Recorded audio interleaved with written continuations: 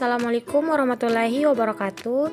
Perkenalkan, saya Arfani dari Perbankan Syariah Kelas A, NIM 9050012285 dari Fakultas Ekonomi dan Bisnis Islam, Universitas Islam Negeri Alauddin Makassar. Jadi pada video presentasi kali ini saya akan membahas materi tentang perilaku konsumen. Pembahasan yang pertama itu, perilaku konsumen merupakan salah satu cara yang paling efektif untuk menyusun strategi pemasaran produk yang akan Anda tawarkan. Pasalnya, dengan memahami perilaku konsumen, Anda dapat menentukan dengan tepat langkah-langkah yang harus Anda lakukan agar produk Anda diterima oleh pasar. Selanjutnya, pengertian konsumen. Secara ringkas, konsumen merupakan orang atau sekelompok orang yang menggunakan barang atau jasa untuk keperluan diri sendiri, keluarga, masyarakat, atau makhluk lain, dan bukan untuk diperjualbelikan lagi. Artinya, konsumen adalah orang yang mengambil nilai manfaat dari barang atau jasa tersebut. Cara mengukur manfaat dan kepuasan pelanggan atau konsumen. Kepuasan pelanggan adalah ukuran yang menunjukkan sejauh mana kebutuhan dan harapan pelanggan terpenuhi oleh produk atau layanan yang diberikan oleh perusahaan. Kepuasan pelanggan dapat dilihat dari berbagai aspek seperti kualitas produk atau layanan, pelayanan pelanggan, harga yang sesuai dengan produk atau layanan yang diberikan. Adapun indikator untuk mengukur kepuasan pelanggan yaitu 1. Potensi pelanggan, kedua, tingkat pengulangan pembelian, yang ketiga, tingkat loyalitas pelanggan, yang keempat, tingkat rekomendasi, dan yang kelima, tingkat keluhan pelanggan.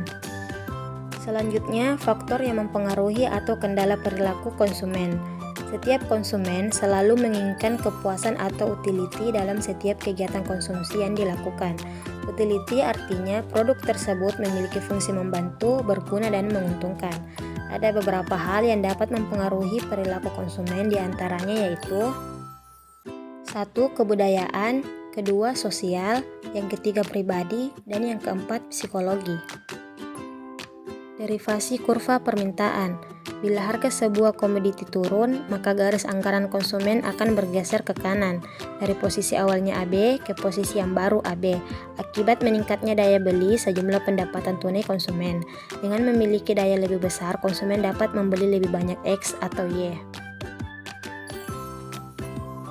Selanjutnya, efek substitusi dan efek pendapatan. Seperti kita ketahui bahwa harga merupakan salah satu faktor yang menentukan besarnya tingkat konsumsi barang dan jasa.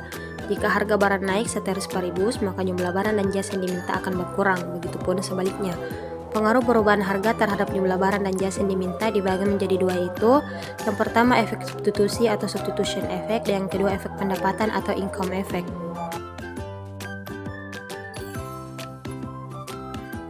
Perilaku konsumen dalam pandangan Islam. Teori perilaku konsumen yang didasari oleh syariat Islam memiliki perbedaan dengan teori konvensional pada nilai dasar, motif, tujuan konsumsi, serta teknik dalam memilih dan alokasi anggaran untuk berkonsumsi. Teori Islam berlandaskan pada Al-Quran dan Al-Hadis sebagai sumber ajaran Islam, sementara teori konvensional melandaskan pada asas manfaat dalam pandangan relativitas manusia. Terdapat 3 nilai dasar yang menjadi fondasi berperilaku bagi konsumen muslim yaitu 1. Meyakini adanya hari akhir dan kehidupan setelah dunia. Prinsip ini melekat pada jiwa diri seorang muslim sehingga mengarahkan konsumen muslim untuk mengutamakan kebahagiaan di akhirat dibanding dengan dunia. Yang kedua, kesuksesan seorang muslim bukan diukur dengan jumlah kekayaan, namun dengan moral yang dimiliki. Dan yang ketiga, harta merupakan anugerah dari Allah Subhanahu wa taala dan tidak selalu bersifat buruk. Selanjutnya, konsep maslahah konsumen Islam. Maslahah dapat diartikan sebagai segala bentuk keadaan, baik material dan non-material. Sebagai makhluk yang paling mulia, maslahah juga diartikan yaitu segala bentuk kebaikan yang berdimensi duniawi dan ukhrawi, material dan spiritual, serta individual dan kolektif. Serta harus memenuhi 3 unsur yaitu kepatuhan syariah, bermanfaat dan membawa kebaikan dalam semua aspek secara keseluruhan yang tidak menimbulkan kemudaratan. Adapun dari segi tujuan, maslahah dibagi dalam 2 bagian yaitu pertama, mendatangkan manfaat kepada umat manusia, baik bermanfaat untuk di dunia maupun di akhirat. Yang kedua, menghindarkan kemudaratan atau bahaya dalam kehidupan manusia, baik kemudaratan di dunia maupun di akhirat. Yang terakhir, kesimpulan dari materi yang sudah saya bahas yaitu Konsumen merupakan orang atau sekelompok orang yang menggunakan barang atau jasa untuk keperluan diri sendiri, keluarga, masyarakat, atau makhluk lain dan bukan untuk diperjualbelikan lagi. Artinya, konsumen adalah orang yang mengambil nilai manfaat dari barang atau jasa tersebut.